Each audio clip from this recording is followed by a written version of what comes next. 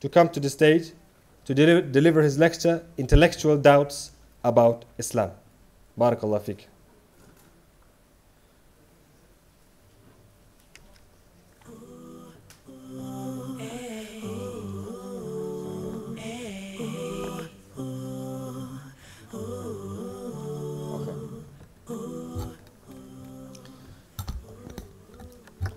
Assalamu alaikum wa rahmatullahi wa barakatuh. You know, in the West, we're asked a lot of questions as Muslims. We're asked many questions regularly, pressing, important questions. And these questions usually have something to do with what are referred to as post-enlightenment ideas and its connection with Islam. So let me give you an example. Someone will ask, why is it that in Islam, for example, Muslims get offended when a picture is drawn of the Prophet Mohammed? Isn't this freedom of expression and freedom of speech? And why are Muslims in this regard against freedom of expression and freedom of speech? Isn't Islam, therefore, the argument goes, a backwards religion that needs to be reformed? Do we not need to have a reform within Islam? Because actually, you'll find that Islam has aspects of it which are against enlightenment values, against liberalism, against freedom of expression, against freedom of speech. Now the thing is, these are very important questions to be asked. But what Muslims need to do, and what Westerners also need to do, is they need to question the question. Now here's the point. Every question has a presupposition. What is a presupposition? It is an assumption. It is an assumption. Obviously with these questions, some Muslims, they go immediately on the back foot. Immediately they're on the back foot. And just like the Western colonial powers came into our grandfathers' nations and attempted to force them to believe in what they believe in militarily, now the post-colonial Western masters are doing so using different techniques. And there are different responses from Muslims and others. Some will literally bow at the knee. They will literally bow at the knee. Surrender. Give up. Yes, you're right, sir. There is a problem. We need to fix it. We need to have revivalism in Islam. We need to have reform. We need to clean it up. You're right. Some will say, we must reject this completely. This is a poisonous ideology, and we must remove it. And what we're going to be doing, inshallah, in the next 3 days, is we'll be arguing that the question itself is problematic, or the questions that are asked are problematic questions. So the first day I'm going to be dealing with liberalism. I know it's on the third day on your pamphlet, but I'm going to do it first, inshallah. I'm going to be dealing with questions which deal with liberal presuppositions. The second day, we're going to be dealing with democracy, which is very important. And the third day, we're going to be dealing with feminism. And that's why I did it on the third day, because if anything happens, I can just go. I'm going back to London. Anyways, today, inshallah, I'll be talking about liberalism. And by the way, I've written an article on this, and I'm planning to write an article on all 3 lectures. So I've written an article on liberalism. It will be published it should be online on Monday on salam.org.uk. Salam, and inshallah we'll put the description somewhere. So if you want to do further reading, you can do that there. And moreover, there'll be an article written on each of the topics that I'll be covering today as well. Now, let's get straight into it. Today I'm just going to go into three different things. I'm going to do three things today, inshallah. The first thing is I'm going to give you a brief history of liberalism. A brief history, so you understand what it is. Number two, we're going to be talking about the premises of liberalism. The first principles of liberalism. Where do we start with liberalism? And number three, we'll be talking about the implications of this on Islam and Muslims, and the discourse between Islam and Muslims in the Western context especially. So we'll start. You see all of these slogans that you're very well aware of, freedom of expression, freedom of speech, they're extensions of the liberal philosophical framework. Okay? So if someone is asking you a question that presupposes liberalism, like these questions, the question would be this: what if your ideology is baseless? Wait a minute. Say that one more time. Okay. What if your ideology is baseless? What if there is no way to prove the very beginnings or the very starting points, the very premises of liberalism? Therefore, the question becomes obsolete. Why do Muslims get upset with the drawing of the Prophet Mohammed? Why not? Could be the easy answer. Well, it needs to be in line with liberalism. Well, if we can demonstrate that liberalism is in fact based on what you call corrigible presuppositions, meaning they are capable of reform or improvement, then there is no need to ask the question. Because you're asking me a question based on baseless foundations. So let's start with the brief history of liberalism. You see, there was a man called John Locke. Very famous man. He's actually one of the most influential people who ever lived, in my opinion. He died in 1704. He wrote many books. One of the most famous, or if not the most famous one he wrote, is a book called the Two Treatises of Government. And in this book, he argued the case for a social contract. He said, we are all born equal. We are all born free. Interesting, John Locke believed in God. In fact, he believed in one God. He was a Unitarian. He was a non-conformist Christian. He didn't believe in the Trinity. But he based much of his philosophy on God. And that's why a lot of the governments of his day, Britain, France, and of course the United States of America, they incorporated literally what he said in the Two Treatises of Government into for example, the US Declaration of Independence, the Bill of Rights in the United Kingdom, which was written in 1688. His words, which is one of the most important documents in all of British history, it's called the Bill of Rights. And of course, the US Declaration of Independence, one of the most important documents in all of American government and politics. So, for example, the famous phrase that we hold these truths to be self-evident, that all men are created equal, and that they have unalienable rights of life, liberty, and the pursuit of happiness. This is the US Declaration of Independence. It's taken from, or slightly adjusted, it's taken from John Locke. So a lot of these ideas, human beings being born free, freedom, etc., is taken directly from John Locke. Now, the thing is about John Locke is that he believed in God. And if you look at the wording of what he said in the Two Treatises of Government, he justified that, for example, human beings are born equal and that they are born free because he said that they were endowed by the Creator, and this is part of the US Declaration of Independence. They were given this by God. They were given freedom and equality by God. He had 2 or 3 principles that he believed in. One was a theological belief. So he believed that all human beings were endowed equality by God. They were given equality and freedoms by God. But he also believed in something called the Hedonistic Principle.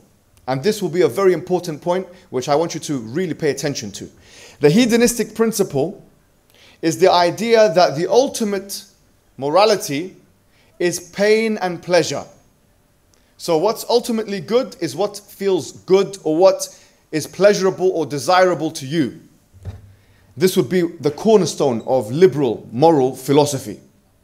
It's called the hedonistic principle. So after John Locke came about, and he had such an influence because of the English Civil War, which took place in 1642 to 1651, where the royalists and the parliamentarians were attacking each other, Parliament reconstituted itself using a lot of the Lockean principles, so in England, and so did the US and France and these countries. They took these liberal principles and then they became very normative. It became the norm now. Anyone who speaks against the liberal principles is speaking in aberration to the social and cultural norms of the West. That must be understood. After John Locke, you had many different philosophers that came and advanced this theory, like Montesquieu or Rousseau, or, for example, Tocqueville, who wrote Democracy in America, which we'll cover tomorrow, and others. And these individuals just expanded the theory. Most notably, I would argue, is John Stuart Mill, who came in the Victorian era, and he talked about the harm principle. So about 100, 200 years later, this man came, John Stuart Mill, and he advanced. He said, yes, he left the whole theological discussion. He didn't say that we were born equal or free. He believed that we were born equal, but he didn't say it's from God. Some say he was agnostic even. Maybe he didn't believe in God, Allahu A'lam. God knows best if he believed in God or not, yeah? But here's a problem. This is a very big problem for liberals. If initially, first question, if initially the justification for human beings being born equal and free was based on theology, i.e. God, how could a succession of philosophers inherit the same belief system without basing it upon the same principle? In other words, John Stuart Mill, yes, he said, we believe that we are born equal, that we're born free, but he didn't say anything about God. So the question would be, how can you prove that we were born equal or that we were born free? This is a very important question. And what do you mean when you say we were born equal or we were born free? Even John Locke himself said, this is not in all cases, the creator might decide that we are not born equal, for example. So what do we mean? Well, we are not born equal. What do we mean we're born equal? We are not born equal if we look at it on the face of it. Because really, some of us are born in impoverished places. Some of us are born in very bad places, rich places, poor places. Some of us are born with disabilities. Some of us are born as men, women, black, white, this, that. Where is the equality? It's differences. All I see is inequalities everywhere. So what do we mean by equality? So someone will come and say, actually, we mean equality of opportunity. And some others will say, no, equality of outcome. But they've had to adjust that because they realized the fallacious nature of just saying that we were born equal. What does it mean? What do we actually mean? What do we mean by we were born free? Almost all philosophers agree that everything is determined. Even atheist philosophers believe this. That is determined by genetics and environment. So what is freedom? What do you mean? Explain. So already, it sounds nice what they say, but it has no real evidence base. John Stuart Mill did try and prove something called utilitarianism. Utilitarianism is the idea, it's really the hedonistic principle. So pleasure for you, but pleasure for the largest amount of people. The greatest good for the greatest number. So it's going back to what's pleasurable for you. And this became really the most normative way of describing liberalism. The most normative way of describing liberalism is through the hedonistic principle or the extension of that, which is utilitarianism. And then he put into it the harm principle. So he says that you can do whatever you want so long as you don't harm anyone else. Do whatever you want. Isn't this what you hear? Okay, why is homosexuality not a problem in society? Because we are liberals and we believe you can do whatever you want that makes you feel good so long as you don't harm someone else. This is John Stuart Mill, basically. That's where he got it from. That's where society accepted it from. He had a part of his book, he's got a book called Utilitarianism, and a part of it is Proving Utilitarianism. He actually puts this as the title of the heading. He says, Proving Utilitarianism. And you know, this is one of the most attacked segments in all of philosophy. Circular reasoning, everyone's attacking him, saying, what are you talking about? He said, and you can read the article for more information, but basically, he had a circular reasoning in his approach to try and prove utilitarianism. Therefore, almost all serious liberal thinkers are of the opinion that there is no way of proving hedonism, utilitarianism. So the first principles of liberalism are corrigible. Now what does that mean? If the first principles of liberalism are not fixed, objective, absolute, or true. One more time. Okay. The first principles of liberalism are not fixed. They are not objective. They are not absolute. And they are not true. If the foundations of something is shaky, then that thing itself will be shaky.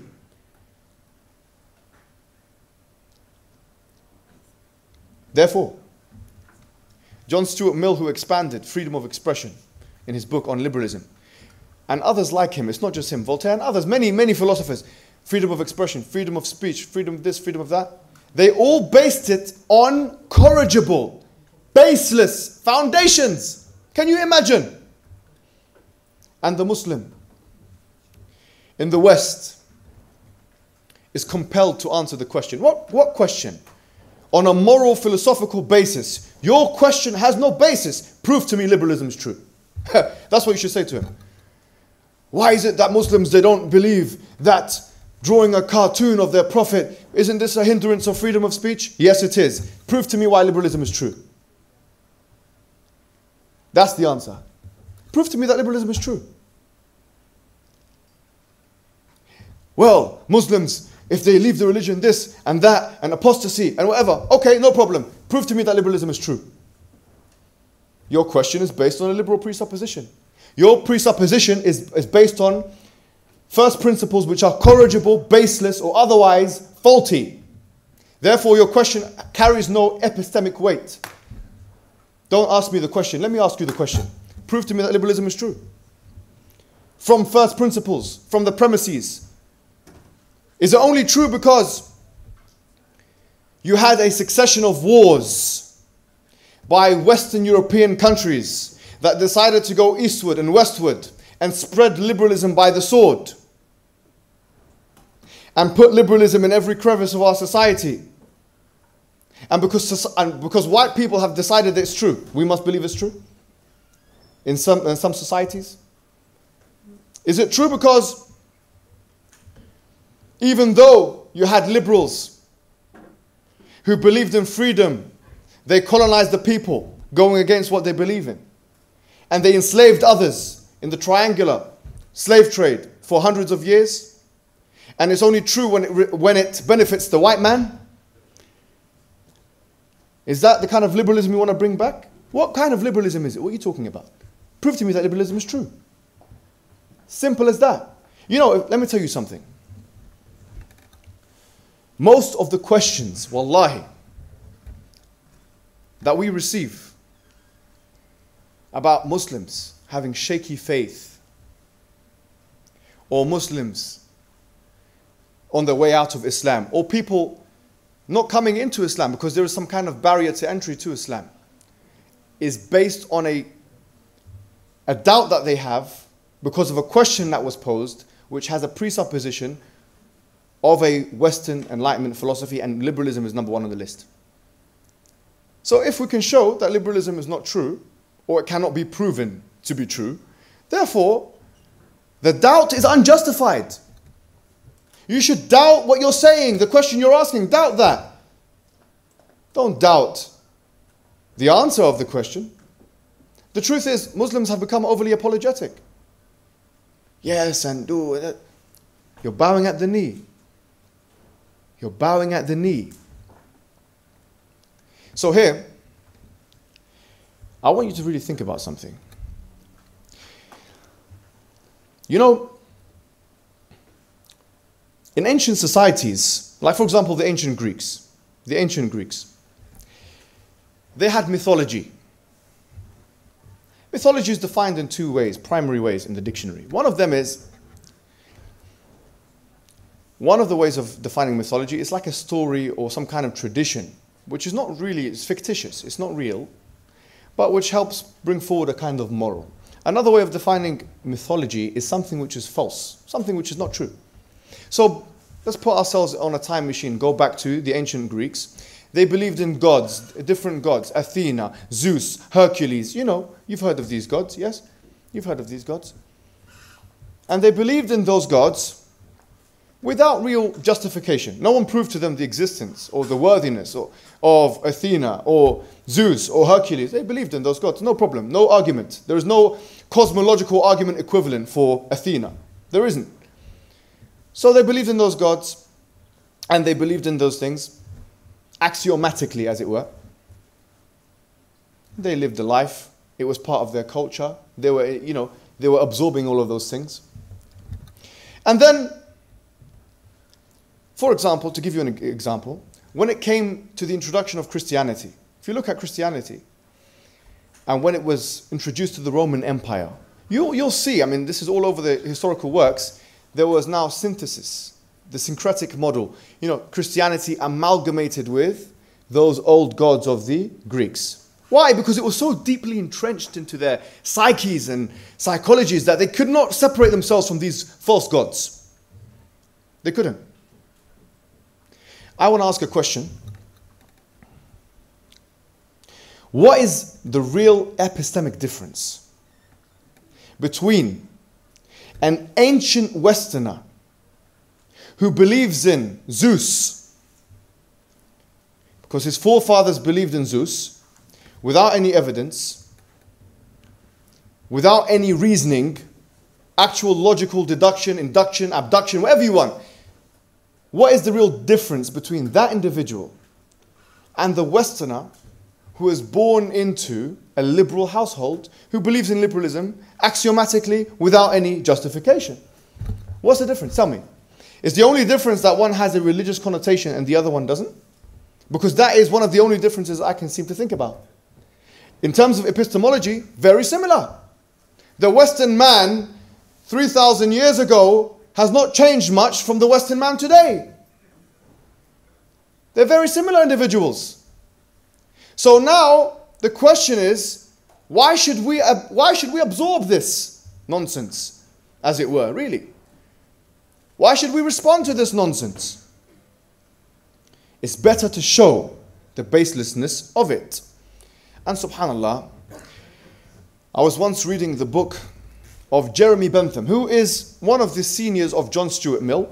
He knew his dad, James Mill. Anyways, he wrote a book called Utilitarianism, and he believed in the greatest good for the greatest number. And he basically put this. I remember reading this.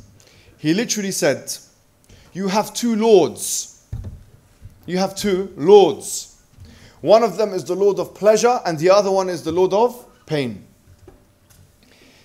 This is what, to be honest with you, a lot of the Western world is now the premise of the Western philosophy of liberalism. The Quran says, أَفَرَأَيْتَ مَنِ اتَّخَذَ إِلَهَهُ هَوَاهُ. Have you seen the one who takes his desires as his Lord? Allahu Akbar. Have you seen the one who takes his desires as his God? We see them. Wallahi, we see them. But you must be aware of them. Because they will wrap their ideology in the garment of rationality, so that they can push it to you. Yes, this is rationality. Your religion is against. What do you mean it's rationality? Prove to me it's rationality. Prove it.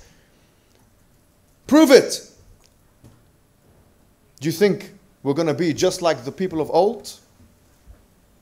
We're going to absorb the mythologies and the legends of the white man just because he has the bigger gun and the greater social influence? No, no. This is not the way of critical inquiry. This is not the way of critical inquiry. And so, when someone asks now, are you against freedom of speech? Are you against freedom of expression? We say we're not against freedom of speech in as much as it is not against Islam. The Quran prohibits certain speech, no doubt. For example, Allah says in the Quran about your parents, وَلَا تَقُلْ لَهُمَا أُفٍّ وَلَا تَنْهَرْهُمَا. Don't say to your parents, uff. This is a censorship. You're not allowed to insult your parents in Islam. It's a kind of restriction. وَلَا تَسُبُّوا الَّذِينَ يَدْعُونَ مِن دُونِ اللَّهِ بِغَيْرِ عِلْمٍ وَلَا تَسُبُّوا الَّذِينَ يَدْعُونَ Don't curse the ones who they worship other than God. فَيَسُبُّ اللَّهُ عَدَوًا بِغَيْرِ عِلْمٍ. That they may come back and curse Allah without any knowledge. So we're not even allowed to, we have censorship, self-censorship in Islam. We're not allowed to curse the gods of other religions. We're not allowed to, there's lots of things we're not allowed to do. Of course, we're not allowed to. It's blasphemy to the highest degree to talk about any of the prophets. And we're not going to apologize for that or allow you to do that without any resistance. Just because you have a different paradigm to us. Yes, we believe in freedom of speech, and yes, you believe in freedom of speech and freedom of expression, but you have not proven to us from first principles that they are something which is rational, rationalizable, intelligible, coherent, consistent, true. So therefore, we don't want to accept it.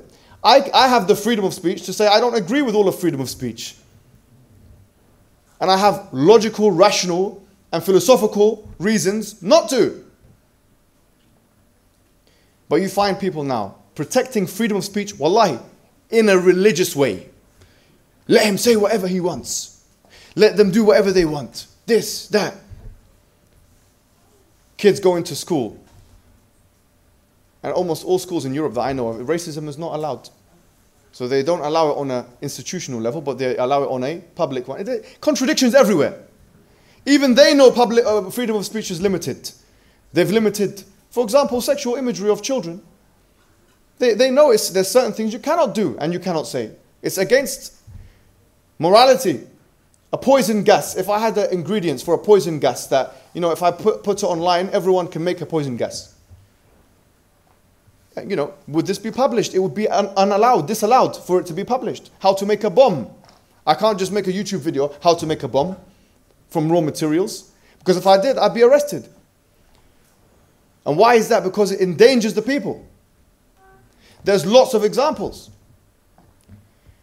of limited, of where we shouldn't have. So anyways, they know this from societal experience, but we are saying it's even deeper than that. It's from first principles. So, here the point we're trying to say is, as Muslims, we have an epistemic way of rationalizing our religion. Simply, Allah knows best. Allah, who we can prove through predisposition. We believe every human being is born with a fitrah, with a predisposition to believe in God. And there is evidence to suggest this. And also rationalizably, fine-tuning argument, cosmological, all these arguments, you can rationalize it. You can rationalize Allah, you can rationalize. And therefore, if you believe in Allah, He's the all-knowing, He's the all-powerful, He's the most wise. His injunctions must be all-perfect. Therefore, the failures of philosophers and men cannot be equated and should not be equated with Allah's word, what He says, the injunctions He put forward. The real truth is this. The people who are afraid of these questions have not internalized La ilaha illallah strong enough. Wallahi, a lot of them have not. They don't believe fully enough. The more you believe in Allah and the Messenger, the less you will have any of these questions. Why this? And you feel, doubt. Well, my heart, I'm going to leave Islam. You know how many times I get messages? Wallahi, I had a message very recently. I'm going to leave Islam. Why? Because of this and this. All of the questions they had were to do with these things that we've been talking about. You've been indoctrinated, guys. Subhanallah. We've been indoctrinated. We've been conditioned. We've been brainwashed to believe in the mythologies of the Western man. Can you imagine this? Can you imagine this? And so, what I want to bring forward to you guys is another point, which is really important. Look at these Scandinavian countries. Look at the Western world in general. Look at the European world. Look at it. Has liberalism worked for them? They are the most depressed people. Wallahi, there is a positive correlation as with where liberalism and atheism is present in a country and the rates of suicide. Go and look at the WHO, World Health Organization. The more liberalism is present in a country, the more people want to kill themselves from depression. Another study that was conducted by the WHO and the Forbes magazine, they said the 20 most depressed countries in the world, and they realized that 19 of 20 of them are liberal Western countries. There is a failure of liberalism and a failure of the American dream, because there is no meaning attached to people's lives anymore. People are acting bestially. People are acting as per their whims and desires, and they are not recognizing the true purpose of life. That's why Islam, wallahi, it's an illuminating light to those individuals who want to step away from the darkness of self-indulgence and an undisciplined life and into the light of meaning and purpose. And Islam gives you a rational and spiritual reason to be. So here, what we should do is we should not accept the sanctimonious ramblings of the West, the archetypal, post-colonial Western arrogator who decides that his truth is the truth. This is a post-enlightenment dogma, as Karl Marx once remarked regarding these things. It's a post-enlightenment dogma that they're trying to shove down your throat in all ways possible. But there is no way they can prove it. They will never try and prove it. They will just axiomatically throw it at you. You should believe it. No, we will not believe it. We will believe it to the extent to which it agrees with Islam. Allah says in the Quran, لا إكراه في الدين. For example, there's no compulsion in religion. فَمَنْ شَاءَ فَلْيُؤْمِنْ وَمَنْ شَاءَ فَلْيَكْفُرْ. Whoever wants to can believe, whoever wants to can disbelieve. Although some scholars say this is tahdeedan. Allah is telling you to believe, but this tahdeed, if you want to disbelieve, Allah will punish you, by the way.